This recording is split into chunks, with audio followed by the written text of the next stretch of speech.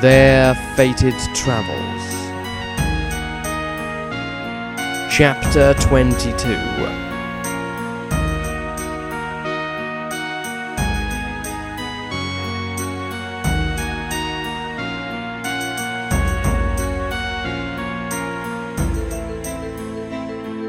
The Magister Path.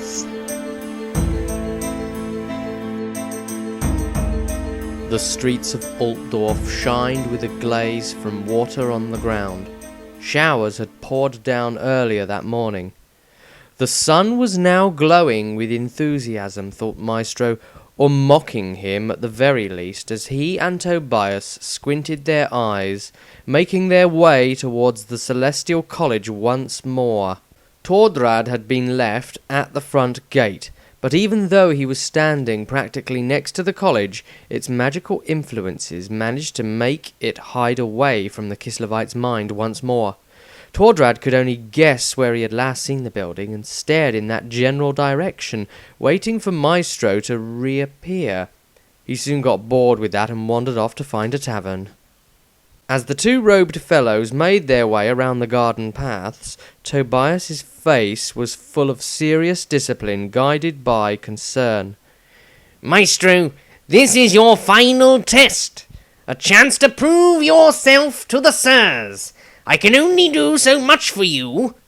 If you complete this, you will be a magister at long last. Maestro sighed, with the great weight on his shoulders, as together they made their way through the servants' entrance before doubling back and coming through the front door instead, giving each other a knowing look. Remember, said Tobias, you don't have to win, just impress them. Maestro commented, I'm sure nothing I do will impress them, Master Willwort. Tobias cocked his head and looked at the man. Why not? You've impressed me. Maestro stopped in his tracks and began to get left behind, his face a mask of shock. Tobias had gotten quite a way ahead and looked around, seeing that this was getting them nowhere, and he quickly added, Sometimes, only sometimes, of course. Maestro began stepping forward a little as Tobias spurred him on. Come on, Maestro! We're supposed to be there quicker than it would take if we came through the back door. Hurry up! Maestro snapped out of it and caught up as the haughty halfling hurried on without him, his quick little feet padding along the beautifully designed marble floor in this section. Maestro didn't have much to say. It all felt like a dream. He never thought he would actually be here, being tested to become a full magister, a master wizard of his order. He had passed the other tests set out for him. He had proven his mastery and adaptation of the higher spells.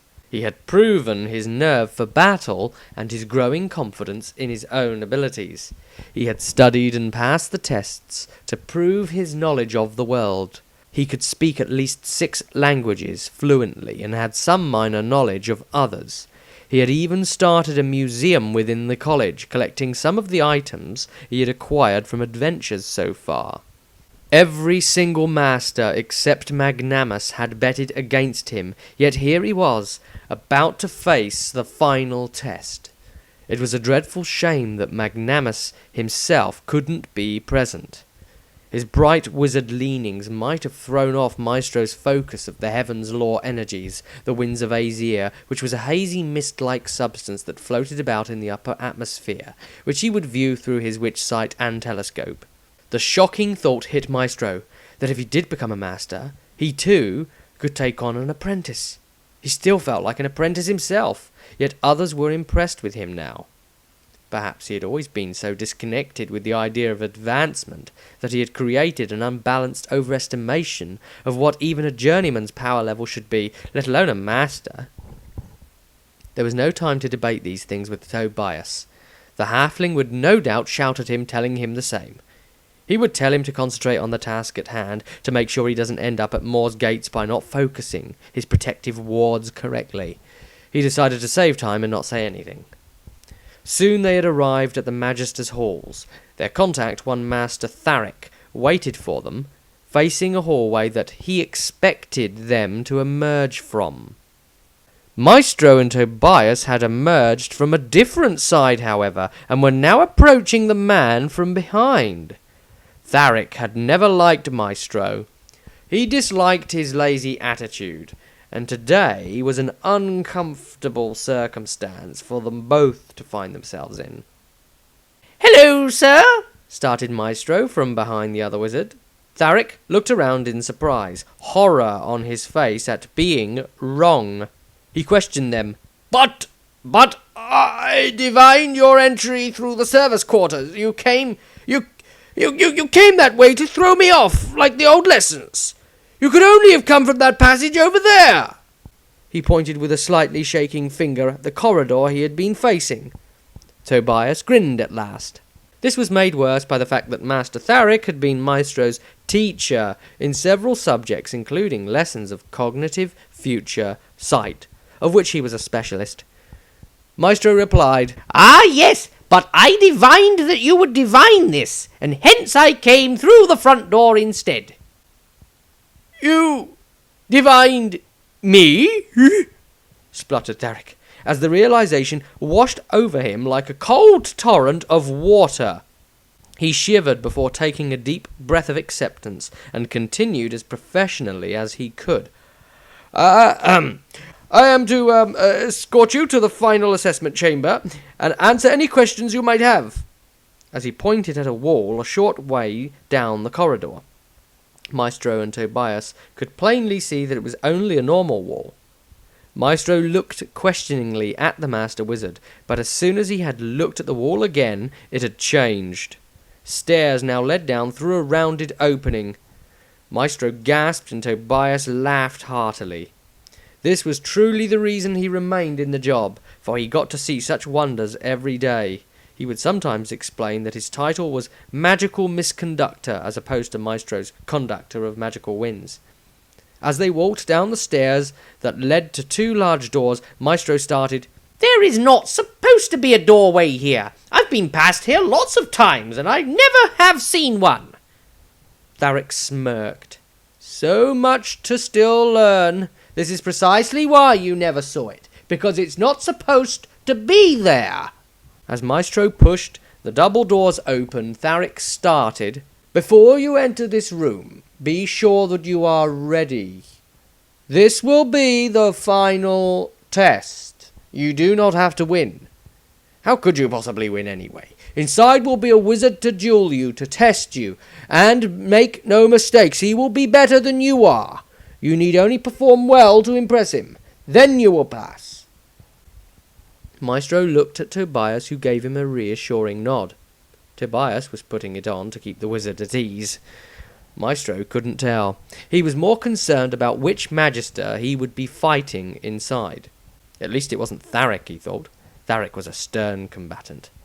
He had put several students in the infirmary, although it was normal in magical ward practice lessons for students to be harmed. In this case, they were sometimes blasted so hard for such a distance that they did end up literally in the infirmary, through the window that looked out on the training ground. At least they wouldn't get shattered with glass, because the staff quickly caught on and kept the window open during training lessons. Maestro pushed the great doors open quickly and stepped in as fast as he could, before his feet could find the time to argue against it. He was standing inside a large room. Its exact size was indefinable, because the edges disappeared off into shadows. What he could see, though, was a long way back indeed. He realized that the walls were in fact painted black, or at least those by the door had been, but where was the door? Maestro turned right around and couldn't see the door anymore. He was standing in the middle of this vast room, surrounded by grey marble pillars that had electric blue veins running through them, spaced across the room at regular intervals as supports to the massive ceiling above. None of it made sense. This room couldn't exist here, thought Maestro. It was too big. As the wizard stared up at the ceiling, he could see it had painted stars, planets, and moons upon it. It was so lavishly created that it looked almost real. Maestro saw movement up there on the ceiling suddenly. A tiny shooting star moved down from the ceiling and into the room, descending just past his overly large nose. He went cross-eyed trying to follow it and then snapped out of it, realizing the danger he was probably in. This feeling had been brought on by a sensation of something closing in on him.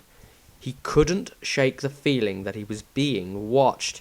He was scared. At last he would have to fight a Magister, and he would be on his own. No Tordrad to step in and take the blows for him. No Rysandria to use her warming influence and healing abilities to keep them on track. No Dieter to do whatever it was that Dieter did. As he thought about it, he realized that he couldn't quite think of what role Dieter actually played in the party. The more he tried to think of what Dieter actually did, the more uncomfortable it was to concentrate on. Again he realized that all of this had been another mental distraction, as he felt the presence closing in once more like a magical garrote. This time he snapped out of his thought processes just in the nick of time, realizing that whatever it was, it had gotten too close this time. Maestro quickly moved behind a pillar and hid. He reached out with his senses and felt nothing. His witch sight couldn't make out any specific fluctuations within the room because the entire area was flooded with an overabundance of azure, the blue winds of the heavens. Trying to look at his surroundings with witch sight only made the room harder to concentrate on. There was too much visual stimulus all around him.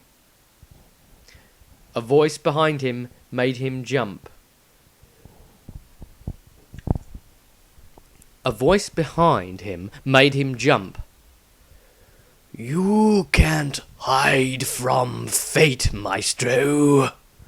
Maestro's heart was beating fast, but before its second beat, Maestro had already turned around to face the person who had crept up on him. He had perfectly masked his presence within the energy flows. Maestro didn't doubt that the man could have walked right up to him and stood beside him at any time. Perhaps he had already done that. Within a fraction of a moment, everything became apparent and Maestro was surprised again. Standing before him was someone he didn't expect to see. Stern Glanzend, the Magister Patriarch. Standing there was no Master Wizard. It was a Wizard Lord, the most powerful chosen of all celestial wizard lords in the old world.